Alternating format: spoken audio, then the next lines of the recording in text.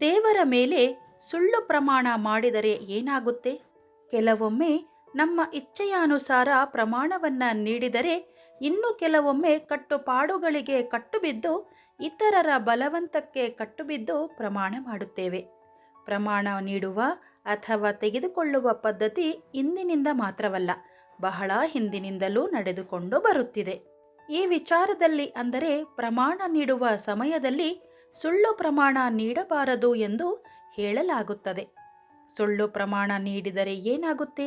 ಪ್ರಮಾಣ ನೀಡುವುದು ಎಂದರೆ ಏನು ಎಂಬುದನ್ನು ತಿಳಿಯೋಣ.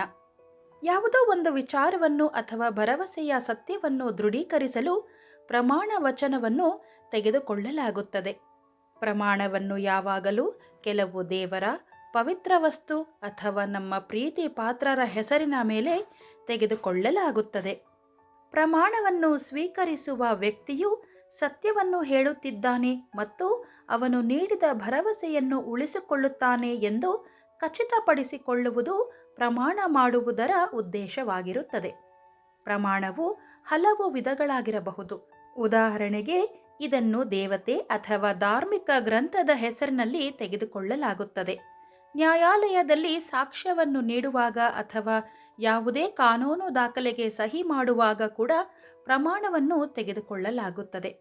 ಒಬ್ಬ ವ್ಯಕ್ತಿ ಅಥವಾ ಗುಂಪಿಗೆ ನಿಷ್ಠೆ ಅಥವಾ ಭಕ್ತಿಯನ್ನು ತೋರಿಸಲು ಈ ಪ್ರಮಾಣವನ್ನು ತೆಗೆದುಕೊಳ್ಳಲಾಗುತ್ತದೆ. ಸುಳ್ಳು ಪ್ರಮಾಣ ಮಾಡುವುದನ್ನು ಧಾರ್ಮಿಕವಾಗಿ ಮತ್ತು ನೈತಿಕವಾಗಿ ತಪ್ಪು ಎಂದು ಪರಿಗಣಿಸಲಾಗುತ್ತದೆ.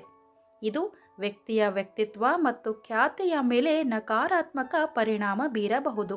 ಧಾರ್ಮಿಕ ದೃಷ್ಟಿಕೋನದಿಂದ ಸುಳ್ಳು ಅಥವಾ ತಪ್ಪು ಪ್ರಮಾಣ ಮಾಡುವುದನ್ನು ಪಾಪಕ್ಕೆ ಸಮಾನವೆಂದು ಪರಿಗಣಿಸಲಾಗುತ್ತದೆ. ಇದು ಶಿಕ್ಷೆಗೆ ಕಾರಣವಾಗಬಹುದು. ಇದಲ್ಲದೆ ಸುಳ್ಳು ಪ್ರಮಾಣ ಮಾಡುವುದರಿಂದ ವ್ಯಕ್ತಿಯು ವಿಶ್ವಾಸವನ್ನು ಕಳೆದುಕೊಳ್ಳುತ್ತಾನೆ ಮತ್ತು ಜನರು ಅವನನ್ನು ನಂಬುವುದನ್ನು ನಿಲ್ಲಿಸುತ್ತಾರೆ. ವಿಷ್ಣು ಪುರಾಣದ ಪ್ರಕಾರ ಸುಳ್ಳು ಪ್ರಮಾಣ ಮಾಡುವುದರಿಂದ ಅಥವಾ ಪ್ರತಿಜ್ಞೆ ಮಾಡುವುದರಿಂದ ಪ್ರಮಾಣ ಮಾಡಿದವರು ಮತ್ತು ಪ್ರಮಾಣ ಮಾಡಿಸಿಕೊಂಡವರಿಬ್ಬರೂ ಅನೇಕ ಸಮಸ್ಯೆಗಳನ್ನು ಎದುರಿಸಬೇಕಾಗುತ್ತದೆ. ಇದಲ್ಲದೆ ಸುಳ್ಳು ಪ್ರಮಾಣ ಮಾಡಿದ ವ್ಯಕ್ತಿಗೆ ಆರೋಗ್ಯ ಸಂಬಂಧಿತ ಸಮಸ್ಯೆಗಳು ಪ್ರಾರಂಭವಾಗುತ್ತವೆ. ಅವನು ತುಂಬ ಅನಾರೋಗ್ಯಕ್ಕೆ ಒಳಗಾಗುತ್ತಾನೆ. ಇದಲ್ಲದೆ ಇದು ಜೀವಹಾನಿಯನ್ನೂ ಉಂಟು ಮಾಡುತ್ತದೆ. ಪ್ರತಿಜ್ಞೆ ಮಾಡುವ ಮೊದಲು ಎಚ್ಚರಿಕೆಯಿಂದ ಯೋಚನೆ ಮಾಡಿ ನಂತರ ಪ್ರಮಾಣ ಮಾಡಬೇಕು.